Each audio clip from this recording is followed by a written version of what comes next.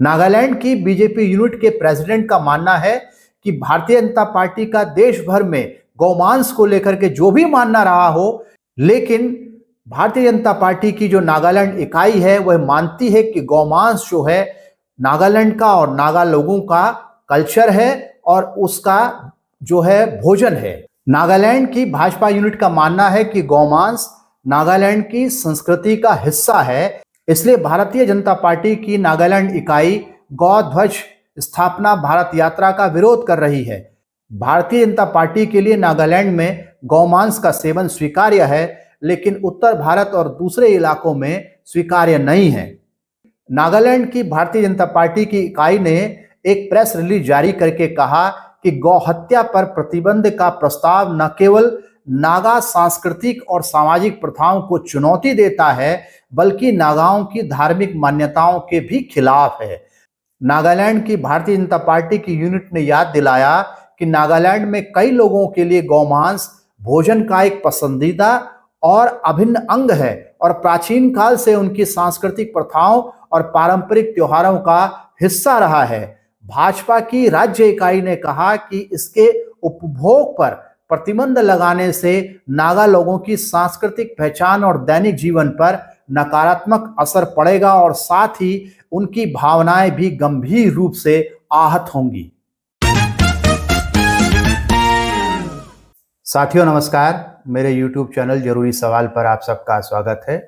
सबसे पहले मैं आप सबका शुक्रिया अदा करना चाहता हूं कि आपने मेरे चैनल को पसंद किया है और उसकी जो सब्सक्रिप्शन है, सब्सक्राइबर्स हैं, वो लगातार बढ़ रहे हैं।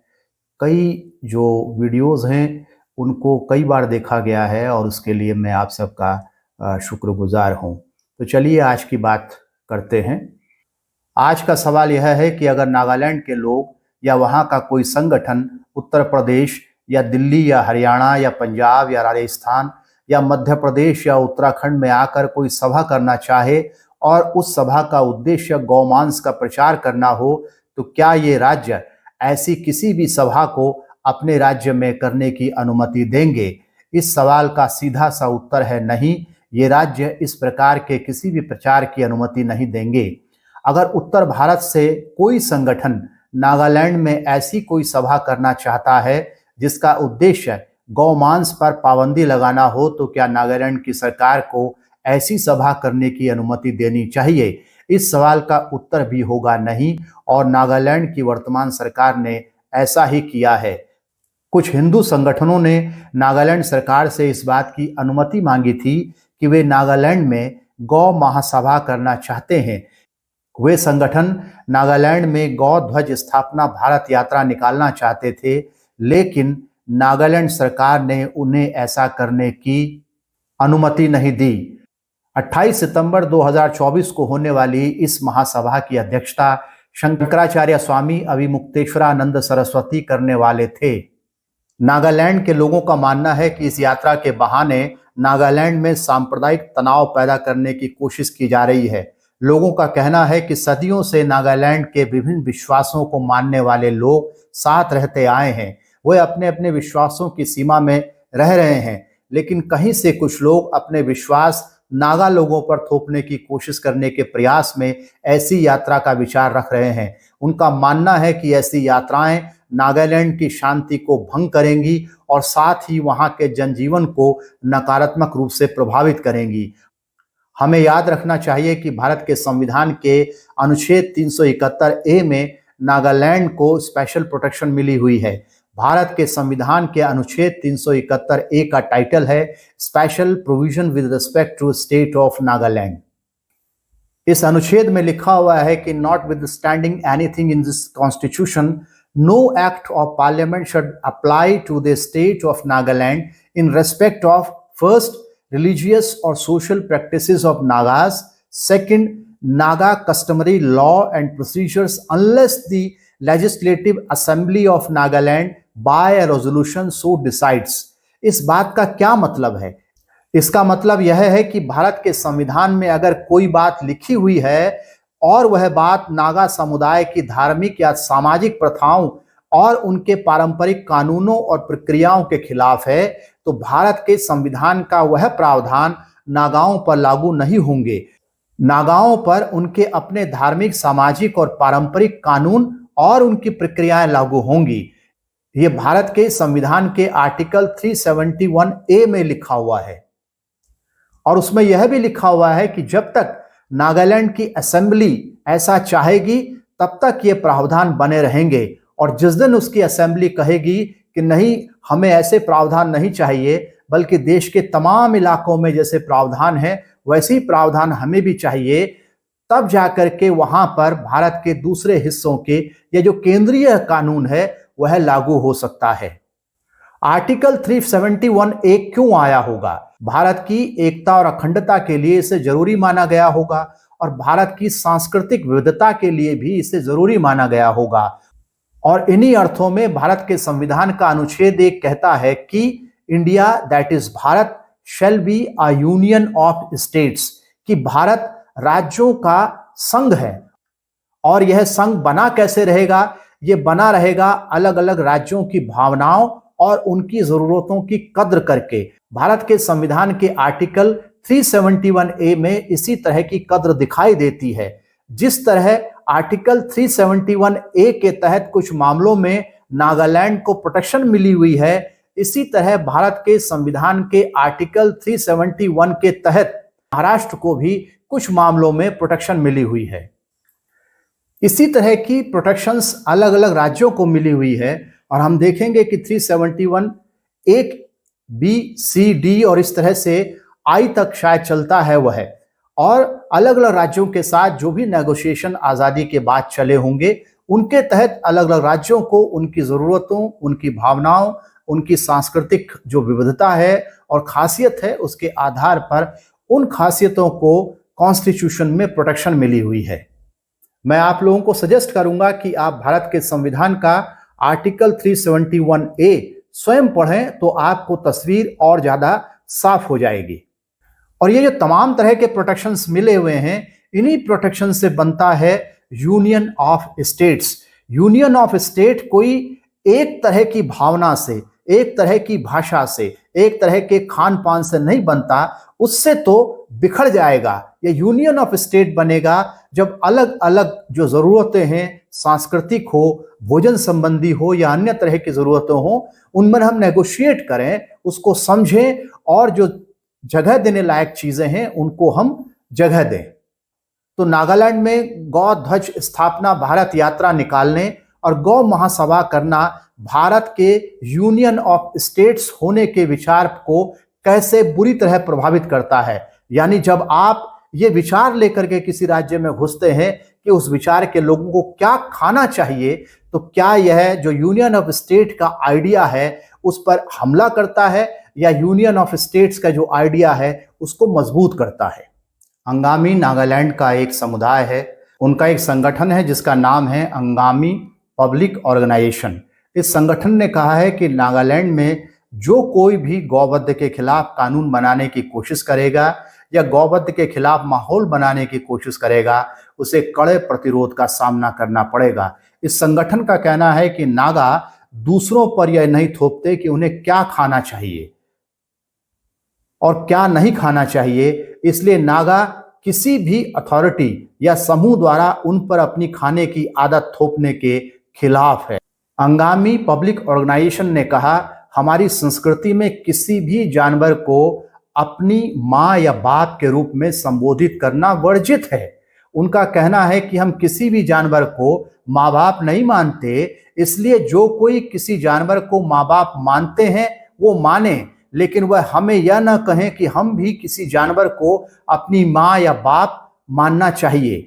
इसलिए जो कोई किसी जानवर को अपना माँ बाप मानते हैं वो माने, लेकिन वो हमें न बताएं कि हमें भी किसी जानवर को अपना माँ या बाप मानना चाहिए। अंगामी पब्लिक ऑर्गेनाइजेशन ने बताया कि नागालैंड में हिंदू वर्षों से नागाओं के साथ शांतिपूर्वक रह रहे हैं। इसलिए अंगामी पब्लिक ऑर्गेनाइजेशन ने कहा कि प्रस्तावित यात्रा से पैदा हुई कोई भी उत्तेजना नागालैंड में हिंदू और अन्य समुदायों के बीच अब तक के सौहार्दपूर्ण संबंधों को बिगाड़ देगी। तो क्या कहना है अंगामी पब्लिक ऑर्गेनाइजेशन का? उसने कहा है कि भाई तुम जो खाते हो तुम खाओ, हम किसी के घर नहीं जा रहे उस पर जबरदस्ती करने के लिए कि तुम्हें क्या खाना चाहिए, इसलिए कोई हमारे घर भी ना आए ये बताने के लिए कि हमें क्या खाना चाहिए। और सिंपल सी बात है, सब अपनी अपनी सीमाओं में रहें, कोई किसी पर जबरदस्ती ना करे कि उसे क्या खाना चाहिए। आपको जो पसंद है, आपका जो विश्वास है वो आपके साथ, और किसी को क्या पसंद है और किसी का क्या विश्वास है वो उसके साथ, जब तक कि वो किसी की लाइफ को यानी कि लिबर्टी को एक्चुअल में हर्ट नहीं करता।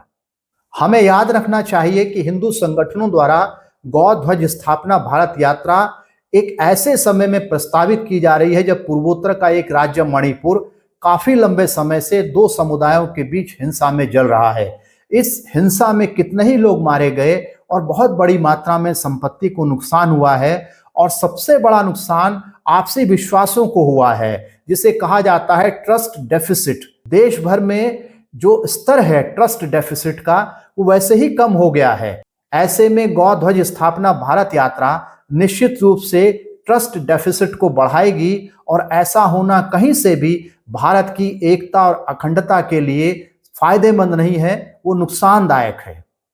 अगर कोई शाकाहारी है तो यह उसकी मर्जी है, लेकिन उसकी मर्जी के हिसाब से देश के 135-140 करोड़ लोगों को शाकाहारी हो जाना चाहिए, ऐसा मानना न तो वांछनीय है, न ही संभव है, और न ही संवैधानिक है। सवाल यह है कि जो भी लोग अपने आप को आज शाकाहारी बता रहे हैं, उनके ग्रंथ मनुस्मृति में द्विजों को क्या खाना चाहिए और क्या नहीं, इसके बारे में क्या कहा गया है। मनुस्मृति में बताया गया है कि द्विज वर्णों के लोग किन किन जीवों का मांस खा सकते हैं और किन किन जीवों का मांस नहीं खा सकते हैं। यानी मनुस्मृति में भी शाकाहार को ही एकमात्र आहार पद्धति नहीं माना गया है। इस बारे में और जानने के लिए कि द्विज कही जाने वाली जातियों को क्या खाना चाहिए और क्या नहीं खाना चाहिए, आप सीधे मनुस्मृति पढ़ सकते हैं, और मैक्स मुलर द्वारा the sacred book of the east series के अंतर्गत संपादित ये वाली किताब द लॉज ऑफ मनु को भी पढ़ा जा सकता है। खान पान के विषय पर और मनुस्मृति में द्विजों के लिए क्या खाना वर्जित है और क्या खाना जो है सही है, धार्मिक है, उस पर मैं अलग से एक वीडियो बनाऊंगा। लेकिन सवाल यह है कि अगर किसी प्राचीन ग्रंथ में, किसी पुराने ग्रंथ में ऐसा कुछ माना भी गया है, तो भी आज की दुनिया, आज का भारत जो है, भारत के संविधान के हिसाब से चलेगा, किसी और ग्रंथ के हिसाब से नहीं चलेगा। अभी तक कुछ लोग और कुछ संगठन अपने पड़ोसी मुसलमान के किचन में घुसकर या उसके बच्चे के स्कूल में घुसकर उस बच्चे के टिफिन को चेक कर रहे थे। अब ऐसे लोग चाहते हैं कि वे नागालैंड के लोगों की थाली को चेक करें। ऐसे लोग किसी बच्चे की थाली को इसलिए चेक नहीं करना चाहते कि वो बच्चा कुपोषित है और वे उसके पोषण की बेहतर व्यवस्था करने की इच्छा रखते हैं, बल्कि वे बच्चे के टिफिन की जांच इसलिए करना चाहते हैं ताकि उसमें रखे भोजन के आधार पर वो ये तय कर सके कि उस बच्चे को जिंदा रहने का हक है या नहीं है। ऐसे लोग अब यही काम नागालैंड के लोगों की थाली और टिफिन को चेक करके करना चाहते हैं, लेकिन ये काम उनके लिए बहुत मुश्किल होगा। भारत सरकार की 2021 में आई नेशनल फैमिली हेल्थ सर्वे की रिपोर्ट बताती है कि भारत में 6 महीने से 59 महीने की उम्र के बीच के 67% बच्चों में खून की कमी है। यानी 6 महीने से लेकर के और 5 साल से नीचे की उम्र के कुल जो बच्चे हैं, उनकी टोटल संख्या का जो 67% है, उनमें खून की कमी है। जाहिर सी बात है कि इन 67% बच्चों में हिंदुओं और हिंदू संगठनों से जुड़े हुए लोगों के बच्चे भी होंगे, लेकिन इन 67% बच्चों के टिफिन में झांकने की फुर्सत उन लोगों और उन संगठनों को कभी नहीं रही। नेशनल फैमिली हेल्थ सर्वे की वही रिपोर्ट बताती है कि भारत की 57% महिलाओं में खून की कमी है, लेकिन इन संगठनों को इस बात की चिंता कभी नहीं सताती है कि वे उन 57% महिलाओं के टिफिन और थाली में झांक करके देख सकें कि वो जो कुछ खा रही हैं वह पर्याप्त भी है और पौष्टिक भी है कि नहीं। आइए अब हम इस बात को समझने की कोशिश करते हैं कि भारतीय जनता पार्टी की नागालैंड इकाई का इस मामले में क्या कहना है। भारतीय जनता पार्टी की नागालैंड इकाई का कहना है कि सितंबर के आखिरी दिनों में हिंदू संगठनों द्वारा प्रस्तावित गौ ध्वज स्थापना भारत यात्रा के पीछे जो भी संगठन है उनका नागालैंड राज्य की भाजपा से कोई लेना देना नहीं है। नागालैंड की बीजेपी स्टेट यूनिट के प्रेसिडेंट बेंजामिन येपथोमी ने भारतीय जनता पार्टी और भारतीय जनता पार्टी की नागालैंड इकाई को इस मामले में अलग किया है।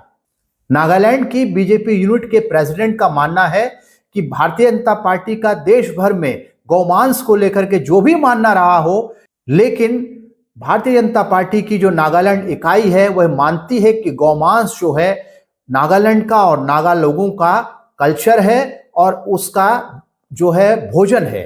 नागालैंड की भाजपा यूनिट का मानना है कि गौमांस नागालैंड की संस्कृति का हिस्सा है, इसलिए भारतीय जनता पार्टी की नागालैंड इकाई गौ ध्वज स्थापना भारत यात्रा का विरोध कर रही है। भारतीय जनता पार्टी के लिए नागालैंड में गौमांस का सेवन स्वीकार्य है, लेकिन उत्तर भारत और दूसरे इलाकों में स्वीकार्य नहीं है। नागालैंड की भारतीय जनता पार्टी की इकाई ने एक प्रेस रिलीज जारी करके कहा कि गौ हत्या पर प्रतिबंध का प्रस्ताव न केवल नागा सांस्कृतिक और सामाजिक प्रथाओं को चुनौती देता है, बल्कि नागाओं की धार्मिक मान्यताओं के भी खिलाफ है। नागालैंड की भारतीय जनता पार्टी की यूनिट ने याद दिलाया कि नागालैंड में कई लोगों के लिए गौमांस भोजन का एक पसंदीदा और अभिन्न अंग है और प्राचीन काल से उनकी सांस्कृतिक प्रथाओं और पारंपरिक त्योहारों का हिस्सा रहा है। भाजपा की राज्य इकाई ने कहा कि इसके उपभोग पर प्रतिबंध लगाने से नागा लोगों की सांस्कृतिक पहचान और दैनिक जीवन पर नकारात्मक असर पड़ेगा और साथ ही उनकी भावनाएं भी गंभीर रूप से आहत होंगी। उस प्रेस रिलीज में कहा गया कि इस तरह थोपे जाने से विभाजन पैदा होने का खतरा है और सामाजिक सद्भाव कमजोर हो सकता है।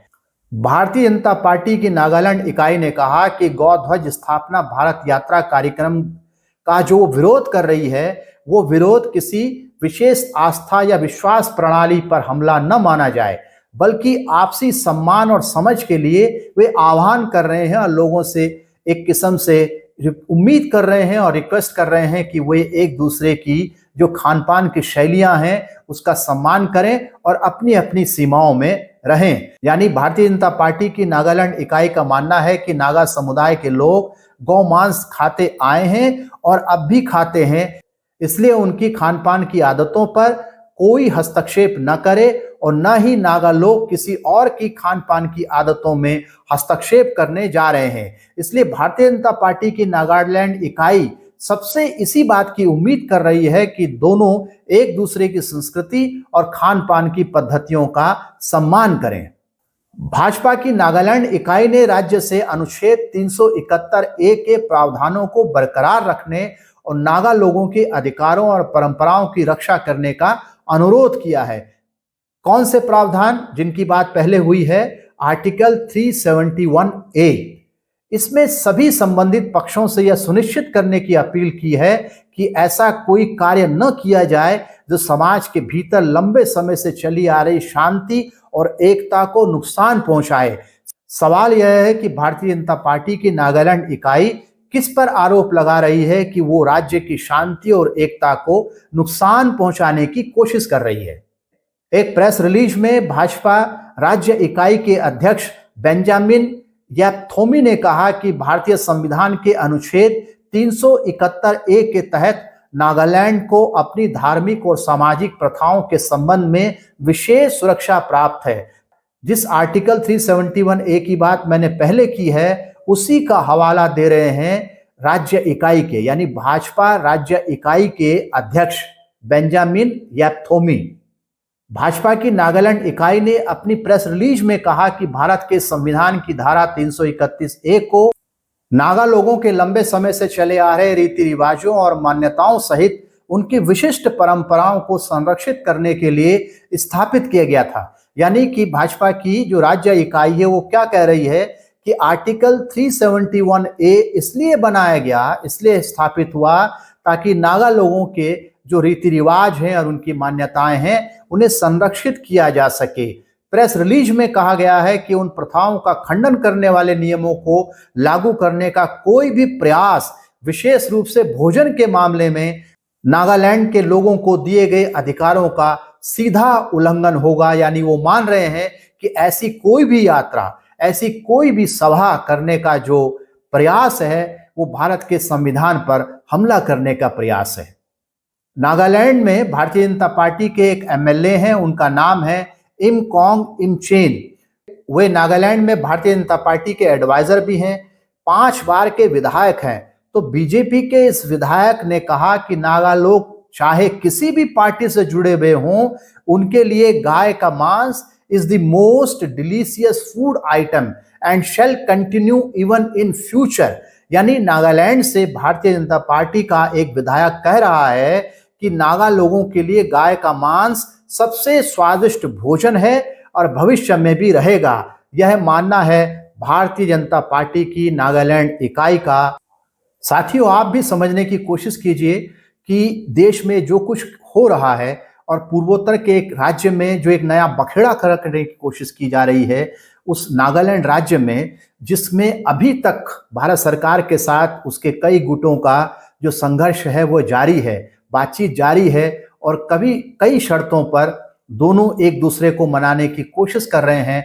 वहां पर जब एक भोजन को लेकर के, भोजन के प्रकार को लेकर के कुछ संगठन उस समाज में घुसना चाहते हैं, उनके जो शांति है और उनके जो सौहार्द है उसको नष्ट करना चाहते हैं, तो उनका क्या मकसद हो सकता है और उनका जो भी मकसद हो, क्या वो मकसद जो है देश हित में हो सकता है, देश की अखंडता के हित में हो सकता है। नमस्कार, मैं बीरेंद्र सिंह रावत।